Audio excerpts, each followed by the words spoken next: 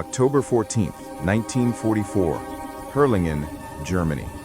A black Mercedes pulls up to a country house. Two German generals step out. Their faces are grim.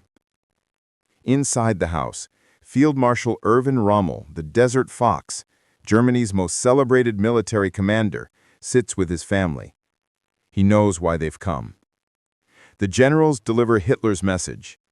Rommel is accused of involvement in the July 20 plot to assassinate the Führer. He has two choices. Choice 1. Face trial before the People's Court, public humiliation, certain execution, his family stripped of all rights, pensions, and property, his name disgraced forever. Choice 2. Take poison now, die quietly, receive a state funeral with full military honors, his family protected, his reputation intact. Germany told he died of his injuries. Rommel has 15 minutes to decide. He chooses the poison. At 1 p.m., Rommel says goodbye to his wife and son. He puts on his Afrika Korps jacket, the uniform of his greatest victories. He gets into the Mercedes with the two generals. 5 minutes later, the car stops. Rommel takes the cyanide capsule. Within seconds, he's dead. Germany's greatest general, Hitler's favorite commander, the hero of North Africa, murdered by the regime he served. This is the story of how a hero became a traitor and how Hitler destroyed the man he once called invincible. To understand Rommel's fall, we must understand his rise. The making of a military legend. Erwin Johannes Eugen Rommel was born November 15, 1891, in Heidenheim, Germany. Middle-class family, son of a schoolmaster. Nothing about his background suggested future greatness. World War I. Rommel fought as a young officer in World War I. He proved himself in mountain warfare in Italy and Romania. He earned Germany's highest military honor, the Pour le Mérite, the Blue Max. By war's end, he was recognized as a talented, aggressive, and brave officer. The interwar years. Between the wars, Rommel remained in the army. He became an instructor at the Dresden Infantry School. In 1937, he published a military textbook, Infanterie greift an. It was a bestseller. Hitler himself read it and was impressed. When war came in 1939, Hitler personally requested Rommel command his security detail during the invasion of Poland. This put Rommel on Hitler's radar as a rising star. Blitzkrieg success, France 1940. May 1940, Rommel commanded the 7th Panzer Division in the invasion of France. His division moved so fast it was called the Ghost Division. It often outran communications, leaving headquarters unsure of its location. Rommel's aggressive tactics and personal bravery became legendary. He led from the front, often ahead of his own tanks. Within weeks, France fell. Rommel was a hero. Hitler loved him. Here was a general who delivered victories, who wasn't from the old Prussian aristocracy, who was politically reliable. To Africa, the birth of the Desert Fox. February 1941, British forces had defeated the Italians in North Africa. Mussolini needed help. Hitler sent the Afrika Korps, commander Erwin Rommel. Rommel was supposed to play a defensive role. Instead, he attacked. For the next 2 years, Rommel fought a brilliant campaign across the deserts of Libya and Egypt. His tactics: speed and surprise, aggressive maneuvers, leading from the front, treating captured enemies with respect. He became famous on both sides of the conflict. The British nicknamed him the Desert Fox for his cunning and tactical genius. Even Churchill praised him in Parliament. "We have a very daring and skillful opponent against us, and may I say, across the havoc of war, a great general." By 1942, Rommel was Germany's most popular general. Propaganda portrayed him as invincible. Hitler promoted him to Field Marshal at age 50, one of the youngest ever. The turning point. October-November 1942. The Battle of El Alamein. British General Bernard Montgomery, with overwhelming superiority in men and equipment, defeated Rommel. Rommel requested permission to retreat to save his army. Hitler's response? Stand fast. Victory or death. Rommel retreated anyway, saving what remained of his forces. It was his first major defeat, and his first serious disobedience of Hitler's orders. May 1943, the Afrika Korps surrendered in Tunisia. Rommel had been evacuated earlier due to illness. The North African campaign was over. The legend of Rommel's invincibility was broken. Europe, the final assignment. Late 1943, Rommel was assigned to inspect and strengthen the Atlantic Wall, Hitler's coastal defenses against Allied invasion. He took the job seriously. He knew an invasion was coming. By mid-1944, Rommel commanded Army Group B in northern France. He would face the D-Day invasion. But by now, Rommel's relationship with Hitler had changed. Rommel had seen too much, questioned too much, and he was starting to think the unthinkable. Germany might need to make peace, and Hitler might be the obstacle. By 1944, Rommel was no longer Hitler's obedient general. The reality check. Rommel had spent years on the front lines. He'd seen the reality Hitler refused to acknowledge. Germany was losing. Soviet forces were pushing from the east. Allied forces would invade from the west. Germany lacked resources, fuel, manpower. Strategic bombing was destroying German industry. The war was unwinnable. Rommel believed Germany needed to negotiate peace before total destruction. But Hitler would never negotiate. His strategy was victory or death. For Germany, this meant death. Contact with the resistance. By early 1944, a conspiracy against Hitler was forming among German military officers. The conspirators believed Hitler was leading Germany to catastrophe. He must be removed. Germany must negotiate with the West. A new government must be formed.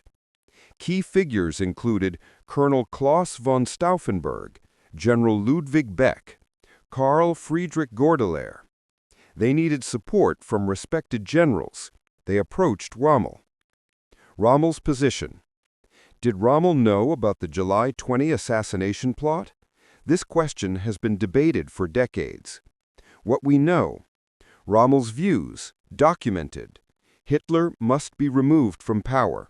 Germany must make peace. The war must end before total destruction. What Rommel knew about the plot? Unclear. He was approached by conspirators. He listened to their ideas. He agreed Hitler must go. He wanted a legal transition of power. So Rommel was sympathetic to removing Hitler, but opposed to assassination. This distinction would ultimately be meaningless. The Stauffenberg connection. Rommel's chief of staff, General Hans Speidel, was connected to the conspirators. Through Speidel, Rommel had contact with the resistance network. Several meetings occurred where the conspirators discussed plans with Rommel. Rommel never explicitly agreed to join the plot, but he didn't report it either. In Nazi Germany, knowing about treason and not reporting it was itself treason. June 6, 1944, D-Day. The Allied invasion Rommel had prepared for arrived. Rommel wasn't even at his headquarters. He'd gone to Germany to celebrate his wife's birthday. The invasion succeeded. Rommel rushed back, but the beachhead was established. For weeks, Rommel fought desperately to contain the Allied advance. He saw firsthand Germany's hopeless situation. Allied air superiority was total. German reinforcements couldn't reach the front. Supplies were cut off by bombing. His forces were being systematically destroyed. Rommel speaks truth to Hitler. July 15, 1944. Rommel sent a report to Hitler. It was blunt, honest, and dangerous. He wrote, "The situation on the Normandy front is growing worse. The troops are fighting heroically, but the unequal struggle is approaching its end." He concluded, "I must ask you to draw the appropriate conclusions without delay." Translation: Make peace, end the war, or Germany will be destroyed. This was not what Hitler wanted to hear. July 17, 1944. Rommel's injury. Rommel's staff car was attacked by Allied aircraft. He was severely wounded, skull fracture, multiple injuries. He was hospitalized, then sent home to recover. He would never return to command, and this injury would save his life, briefly. July 20, 1944. The bomb plot. 3 days later, Stauffenberg placed a bomb in Hitler's conference room. It exploded. Hitler survived. The coup failed.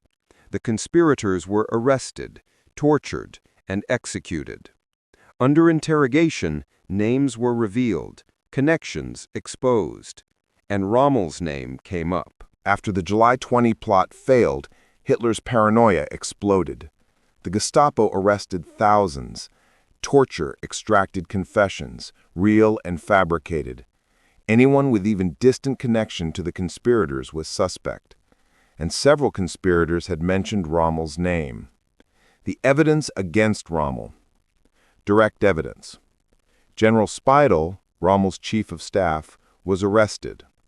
Under interrogation, he was asked about Rommel's knowledge. Lieutenant Colonel Caesar von Hofacker, a conspirator, confessed under torture that Rommel knew about plans to remove Hitler. Others mentioned meetings where Rommel was present or informed. Circumstantial evidence. Rommel had criticized Hitler openly. His July 15 report demanded Hitler draw conclusions, read as advocating surrender. He hadn't reported the conspirators when approached. Rommel's actual involvement. Modern historians generally conclude Rommel knew resistance existed, he sympathized with removing Hitler, he probably knew something was being planned. He didn't know the specific details of the July 20 bomb plot. He opposed assassination. He didn't actively participate. But in Hitler's eyes, knowledge without reporting was betrayal. The dilemma. Hitler faced a problem.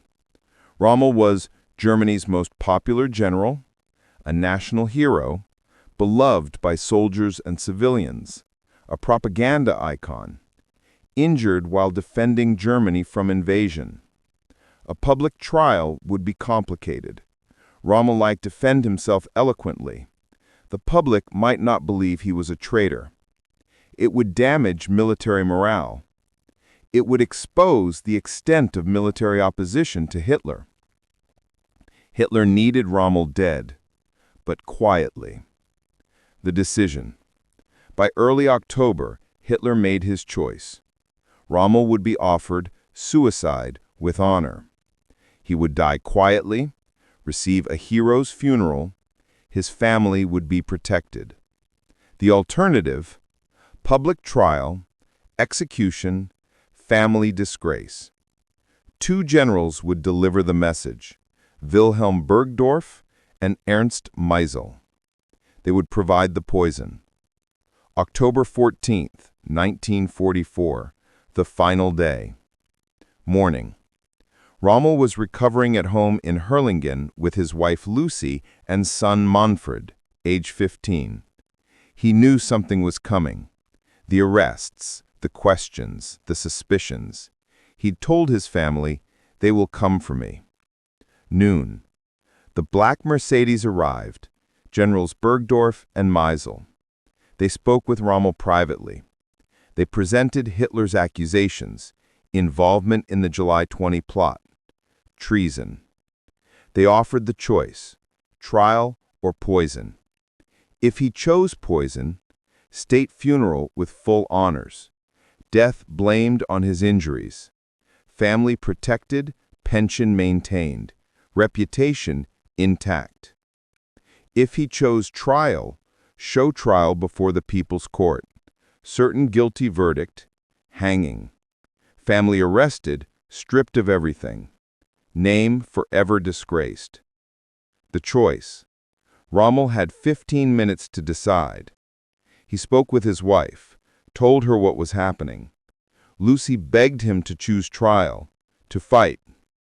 Rommel refused. He knew the trial was a sham, and he wouldn't risk his family. He would take the poison. 1 p.m. The goodbye.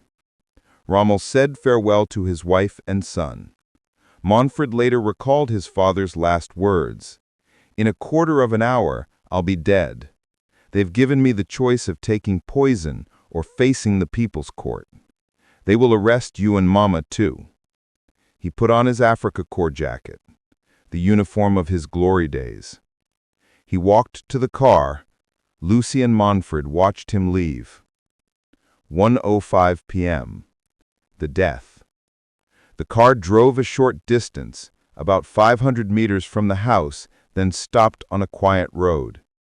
General Bergdorf offered Rommel the cyanide capsule. Rommel took it, placed it in his mouth, crushed it. Cyanide acts in seconds. Rommel convulsed and died. The two generals drove his body to a hospital in Ulm. They claimed he'd suffered a heart attack or stroke related to his July injuries. The doctors knew better, but they said nothing. The official story. October 14, 1944, the German government announced Field Marshal Erwin Rommel had died from his July 17 injuries. Hitler sent condolences to the family. A state funeral was scheduled. October 18, 1944, Rommel's state funeral. Thousands attended, full military honors. Hitler sent a wreath. General von Rundstedt gave the eulogy, praising Rommel's service to Germany. The entire ceremony was propaganda. Everyone on stage knew Rommel had been murdered, but they said nothing. The family's silence. Lucie and Manfred Rommel knew the truth, but they couldn't speak. Speaking out would mean death and disgrace. So they played along, accepted condolences, maintained the lie. It would be years before they could tell the truth. The war ends. May 1945, Germany surrendered. As Allied forces advanced, they discovered the truth about July 20 and the purge that followed. The Gestapo records, the trial transcripts, the evidence of Rommel's forced suicide. Manfred Rommel speaks. After the war, Manfred Rommel, who became mayor of Stuttgart, finally told the full story. He described his father's last day, the black Mercedes, the impossible choice. He published his account, Rommel's Last Day. The world learned Germany's greatest general had been murdered by Hitler. Historical judgment. How do we judge Rommel today? The complicated legacy. As a military commander, brilliant tactician, brave leader, respected by enemies and allies. As a Nazi, Rommel was not a Nazi ideologue. He wasn't a party member. He didn't commit war crimes. But he served Hitler. He enabled the regime. He benefited from association with Nazis. As a resistor, Rommel sympathized with removing Hitler, but didn't actively join the conspiracy.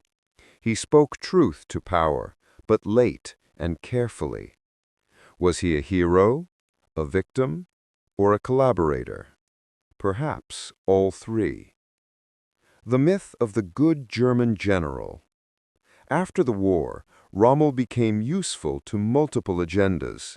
For West Germany, Rommel was proof that good Germans had opposed Hitler. It allowed some rehabilitation of the Wehrmacht's image. For the Allies, Rommel was a clean German general they could respect without guilt. For popular culture, Rommel was a heroic figure, tragic, respected, not a war criminal. The truth is more complex. Rommel served a criminal regime. He fought for Hitler's conquests. But by the end, he recognized Hitler must go, and he died for that recognition. The Desert Fox Legacy. Today, Rommel remains Germany's most famous World War II general. Streets bear his name. Books celebrate his tactics. He studied in military academies worldwide. His forced suicide has become a symbol. Even Hitler's favorites weren't safe from his paranoia. Even heroes could be destroyed by the regime they served. On a quiet road near Hurlingen, there's a small memorial stone. It marks where Rommel died, forced to take poison by the regime he'd served faithfully for years. The tragedy. Rommel wasn't executed for betraying Hitler. He was executed for recognizing reality, that Germany was losing and Hitler was leading the nation to destruction. In Hitler's Germany, truth was treason. The impossible choice. Rommel's final choice, trial or poison, wasn't really a choice. It was Hitler's final cruelty, making his victim complicit in his own murder. Rommel chose poison not to protect himself, but to protect his family. Even in death, Hitler made Rommel serve the regime. The lesson. Rommel's story teaches us something important about authoritarian regimes. Loyalty means nothing. Service means nothing. Past victories mean nothing. The moment you question the leader, you become expendable. Hitler sent thousands of Germans to their deaths. When a general dared suggest this was wrong, Hitler had him killed too. The question that remains: could Rommel have done more? Should he have joined the resistance earlier, more actively? Should he have refused to serve Hitler in the first place? These are questions every German of that era faced. Most chose obedience. Rommel chose obedience. Until it was almost too late. He finally recognized Hitler must go, but by then, there was no way out. The Desert Fox. Erwin Rommel was brilliant, brave, respected. He was also flawed, complicit, compromised. He served evil, then recognized it was evil, then tried, too little, too late, to resist. And he paid with his life. On October 14, 1944, on a quiet road in Germany, the Desert Fox died. Not in battle, not with honor, but with poison forced down his throat by generals sent by the Führer he'd served, betrayed by the regime he'd defended, murdered by the man he'd made famous. That's the real tragedy of Erwin Rommel.